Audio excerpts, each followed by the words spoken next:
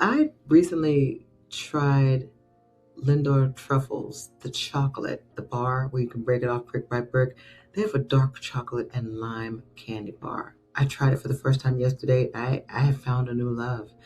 It does have lime in it, actual lime bits in the chocolate, and it's just so wonderful. It's a true springy surprise, and I would definitely buy again. So I don't know if you've ever tried their candy bars, but I'm telling you, if you love dark chocolate, and even if you just think you like a little bit of lime, it's got a great zesty flavor. It does not take over the chocolate, and I enjoyed it enough to go ahead and start my video off with that versus the fragrance. So let's go ahead and take the sweet with some more sweet. Today, I want to share with you 5 original fragrances that I prefer to the likenesses or the replications of these fragrances. I would love to hear your feedback. Please share with me the ones that you like, the ones you don't like, and maybe some of your originals that you would rather have as opposed to having the inspired by versions. So in no particular order, I'm going to start with this bottle because it is the closest to me at present. You can't see it, but I can. The top notes will give you black cherry, white peach, and lychee. Middle notes will give you rose, plum, mahonia, jasmine, and the base vetiver, peony, and cloves. I'm talking about Afnan Supremacy Rouge. This fragrance, when it first came out on the scene for me, I was told there was supposed to be the likeness of Duquesa by Griti. And for the longest time, that fragrance was on my wish list. I do have it now, and I'm glad to have it because it's so sultry. It's a true Dom fragrance, and I just adore it. And this fragrance, while lovely, as you can see how much I've used in the bottle, it to me is not any kind of a comparison to Duquesa. I think people were trying to say that they were, but really, I don't think the brand was trying to go for that. If they were, they've definitely put their own twist on it. I've also seen some comparisons where this would be the likeness of Lost Cherry from Tom Ford. I don't get that either, even though they both have cherry. This came out at the time when cherry had a really huge influx on the fragrance scene. And while it is fantastic and lovely, it just cannot touch my Duquesa. And I do have, where's my box? Hold on. I still have it in the box. I was so proud to get this. This was the first wish list item I was able to acquire, and I was just so proud of it. And at the time, I did not make a place for it in my collection to physically sit on my dresser, but I still have it in a box. It's still in mint condition. I have sprayed it, but I'm telling you, let me just go ahead and pull it out since I'm talking about it. I was at a different place in my fragrance journey, and in the process of now decluttering so many fragrances that I purchased at that time. This is the box. You can see the velvet finish, or maybe you can't, but this is a velvet finish, velour finish on this box. The base is just a solid gold platform, which I love. And you have the impression of Greedy here, which is embossed. You can feel the texture of the name and the fragrance here, listed here. So let's just lift the box.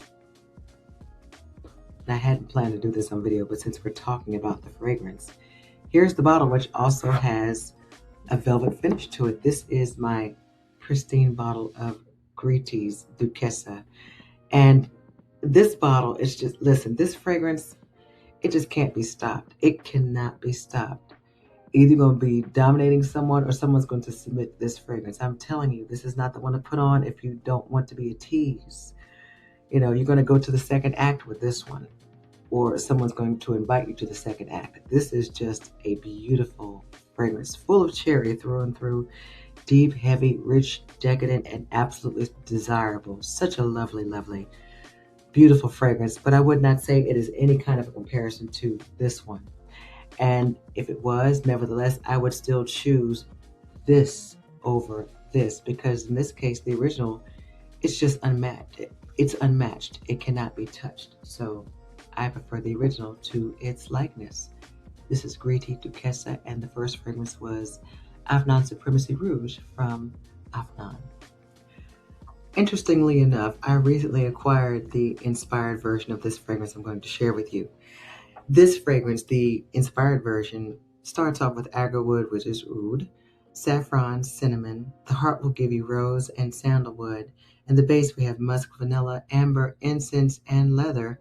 I'm talking about the women's version from Lattafa, The Kingdom.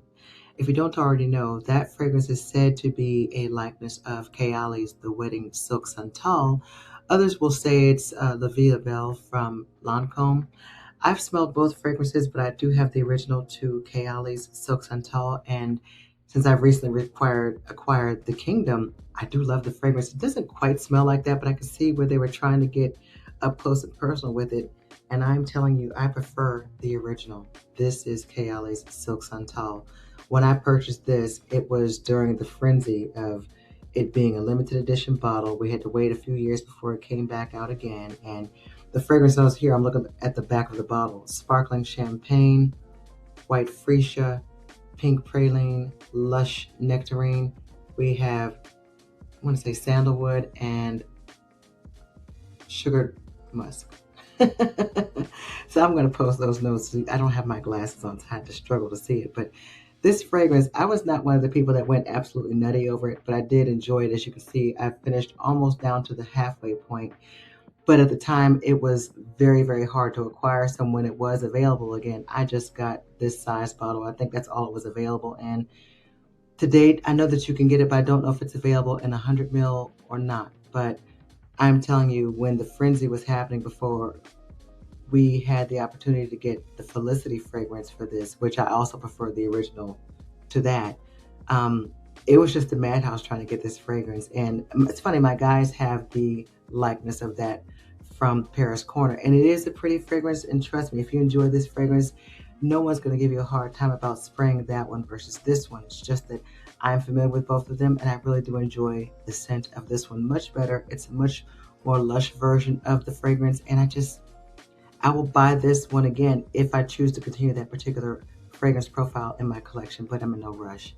Nevertheless, the Kingdom I also like, but it's not necessarily an exact replica. Maybe that's why I don't mind having the two, because I think there's room for both in my collection. It is a likeness, but it's not so much so that you would say it's a true impersonation of the fragrance. So nevertheless, I prefer the original to the replication, be that Paris Corner's Felicity or the Kingdom from Lattafa, the women's version. I want my Kayali Silk Santal, and I will continue this. Don't know if I'm going to buy another bottle, but for the time being, ain't nothing like the real thing. Next. From Giardini di Toscana, you probably already know what I'm going to say, but I will give you the fragrance notes anyway. Coumarin, honey, vanilla, white musk, and caramel. Here's my bottle of Bianco Latte. Let's see where I am on the fragrance. Oh my goodness, I'm almost done. I am right here on the fragrance, right here. Can you see that? I'm so absolutely thrilled because I'm telling you, I bought this at the height of my gourmand loving fragrance journey. And right now I am so far removed from that profile. This, even though it is what it is absolutely spectacular and I take nothing from it. I don't want a bottle of Eclair. Don't bring it to me. I don't want to see it. I was so thrilled to get rid of that bottle. Again, not because I didn't like it, not because it didn't garner the longevity and the well wishes and enjoyment of the fragrance for myself and others. I'm just finished with that profile. So I don't know if you quite understand, if those of you all are just starting your fragrance journey, just imagine it like this. Let's just reverse it. If you are into your sugary sweet line of fragrances now and someone tries to hand you an oud bouquet, for example, something with some incense, you're probably going to run away as far as you can. Well, that's how I feel with this. I'm done with this profile for the moment. I just don't have a taste for it. And I'm thrilled to finish this bottle, but should I decide to make a purchase again, it will be the original, not the likeness. And the likeness is spectacular. It will save you a lot of money. This is not an expensive fragrance. You can even get it on Amazon for what, $160, something like that, but certainly much cheaper. If I was going to repurchase, I would not repurchase from Amazon. I would go to like a Joma shop or somewhere like Gift Express. Somewhere it's going to be a much more reasonably priced point to acquire this fragrance again. Nevertheless, this is the original, and I don't think anything can touch the original. This is Giardini di Toscana Bianco Latte, the one and only. So good, but so done with this. Now I'm going to talk about this next fragrance while I'm looking up the fragrance notes. I don't have Shag Half Oud Elixir. Have you heard of that fragrance? Shag Half Oud Elixir. First of all, that entire Shag Half Oud collection is spectacular. I have Shag Half Oud Tonka that I need to put back into my collection because it is nothing like that fragrance. And if you ever get a chance to smell the oil, it is very much the same. But there is Shaghaft Oud Elixir and there is Shaghaft Oud. And the elixir is the one that's said to be a likeness to Lancome's Oud Bouquet. And it opens with your saffron, oud, and pink pepper. And let me just tell you, I've never tried Shaghaft Oud Elixir. And so many fragrance content creators have said that that one is spot on. I'm talking, they're saying 100% likeness. Can't tell the difference one to another. And I don't know. But for me, there's nothing like having this bottle. For one thing, I remember this bottle, looking at it and just falling in love with it. I mean, look at this, the gold plating, the color. It was a Lancome bottle. It's an exclusive. And at the time, I hadn't really, you have to understand, the beginning of my fragrance journey, I didn't have more than 3 fragrances on my dresser. And that was considered to be a lot.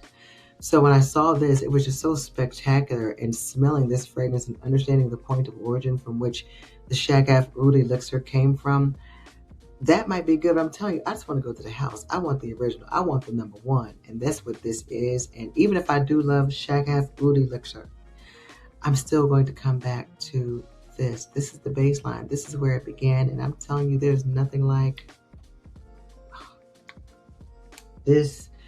Is a constant comfort for me. I just love it. There is nothing like the original for me on this. And especially as a young lady who never thought that I would enjoy the scent of oud in any way, this is just second to none. Second to none for me in my collection. I will probably try that one just because the price is not extraordinary like some would say this one is. I don't think this is extraordinary, but everyone is different.